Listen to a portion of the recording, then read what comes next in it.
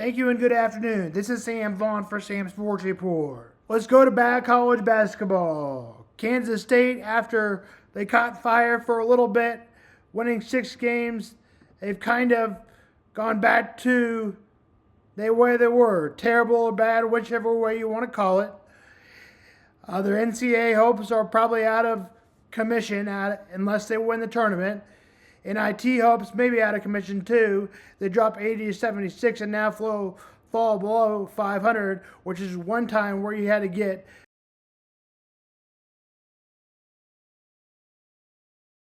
Kansas State is 13-15 and 7-10 in conference play. They dropped the game 80 to 76. They play Kansas State, Colorado on Sunday. Neither team very good there either. Missouri rolled over South Carolina and continues their home winning ways as they scored over 100 and won by 30, 101-71. Caleb Grill was on fire. 22 points, was 4 of 6 from the 3, and those were the only 2 they missed, as he was also getting on the 2-point game as well. Mizzou will play Vanderbilt. Vanderbilt will host. That game's on Saturday at 5. Kansas won over Colorado on Monday. The Jayhawks will be at home. A hard one, though. Texas Tech, 1 p.m. Saturday. As we get into this dog video training, an important message for mental health is that they highly don't recommend you to teach them how to avoid cutting for you and the dog's safety. First, too many things in a situation could go wrong.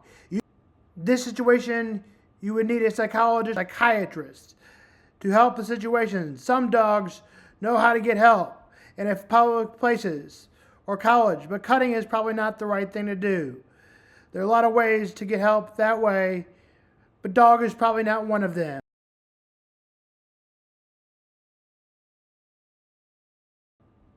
You can use a lot of dogs in a lot of ways to stop having bad habits. A leg nudge or a boop. Make sure your dog knows the thing to stop behaviors. Let's say if I'm chewing on my shirt, which I used to do, I don't really do anymore, and the dog can stop that habit by nudging on you and letting you know that's what you're doing, because sometimes you don't know what you're doing with the bad habit. You'll be able to do it anywhere. Hopefully the dog knows all sides, and so it isn't doing it just on the left knee. It knows how to do it in the right knee. It knows how to paw you and other things and many other steps. Make sure you praise your dog 10 times after he does the right act and does a really good job. Keep continuing individual treats as well. She has videos of showing you how to do all this. At the end of the show, I'll copy and paste her work and info. Her DOGGY site is also available that will teach you many things. Dog training tips and future videos. We may probably continue with this series. More on this topic in video. Tomorrow, SoundCloud will be used for more Travis Kelce and also Trey Smith talk and all that and more. This is Sam Vaughn for Sam's Sports Report and Sam's Mental Health. It's a great option to create a fully independent behavior.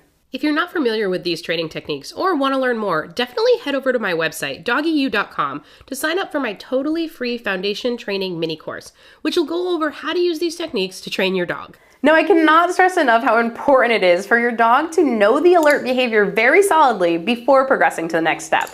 Slow is fast in training, and if you have to go back to fully train this foundation step, the process will take longer overall and likely confuse your dog.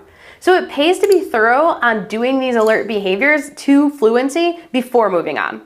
Next, we're going to choose a verbal cue for the alert behavior. So examples would be boop, touch, chin, or foot. Eventually, the cue for the dog doing the alert behavior will be the behavior the human exhibits. But first, we need to put the alert behavior on verbal cue so that the dog is able to quickly perform the alert behavior when verbally cued, no matter where they are. You'll want to generalize the verbally cued alerting behavior to different body positions and locations. Transferring the cue. Next, add in the human behavior that needs alerting or interrupting just prior to giving the verbal cue that the dog already knows and has generalized. So the new progression looks like this. Human behavior, such as leg shaking, then you give the verbal cue, such as boop, and then the dog does the alert behavior. Then the human stops the behavior and reinforces. As your dog gets more familiar with the human behavior, do the human behavior, wait 1 or 2 seconds to see if the dog does the alert behavior, and then jackpot with 10 pieces of food fed slowly over 20 seconds while you praise the heck out of your dog. Repeat until the dog consistently does the alert behavior when the human exhibits the chosen behavior. Now for the hard part, proofing and generalizing. Proof and generalize to all body positions, laying down, seated, standing, all of it, and to all likely distractions and situations. This means in and outside the home, with a friend, with other dogs present, using mobility aids, etc. Spending the time necessary to teach your dog that the alert can be done anywhere and under any condition is critical to having a really effective and useful service dog teammate. Alright, so now that you know the general overview of what training this type of interruption or alert looks like, would you be interested in having a beginner-friendly step-by-step instructions with video examples all along the way so that you can train this at home? Well, you're in luck because I made a course just for you and it's on a deep pre-sale discount right now. This course is designed to take you from never having trained these types of tasks before to having a fully functional behavior interruption or alert out in public, even around distractions.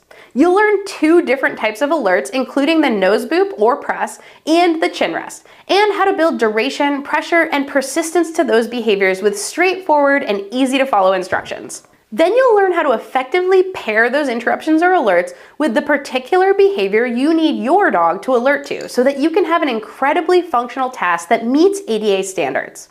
Throughout this course, I use multiple dogs that have never trained in these behaviors so you can see actual dogs learning in real time. You'll also see dogs that have precursor skills, but that have never applied them to this particular situation before. So you'll not only have the variety of dogs to learn from, but you'll also see troubleshooting videos when mistakes happen so that you'll know what to do when everything doesn't go as planned. In fact, you can see the cast of canines I'll be using right now on the course page by checking out the course preview, which is linked down below. You might even see a few dogs you recognize from this channel. Well, this course is completely beginner friendly and goes over everything from how to use a clicker to how to shape each step of the behavior. It's also a great course for advanced trainers and those professional trainers who are curious about adding service dog training to their list of services. And right now, you can get the course at the pre-sale price of 35% off before the course is officially released in March. Not only that, if you're a Patreon member, you'll get an additional 20% off with my special Patreon exclusive promo code. So if you've been considering joining the doggyu Patreon community, now's probably the time. But you have to purchase by March 1st to get these awesome discounts. You can find more details in the link down in the description below. So I hope you found this video helpful, and I hope you'll consider enrolling in my new course. And if you like this video, you'll probably like this one too, so go ahead and click on it now. You all have an awesome day and happy training.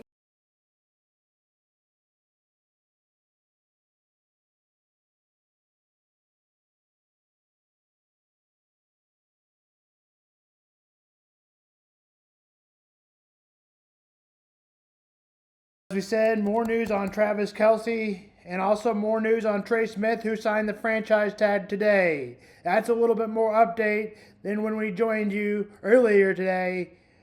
And that's Sam Vaughn Sports and Sam Vaughn's Mental Health.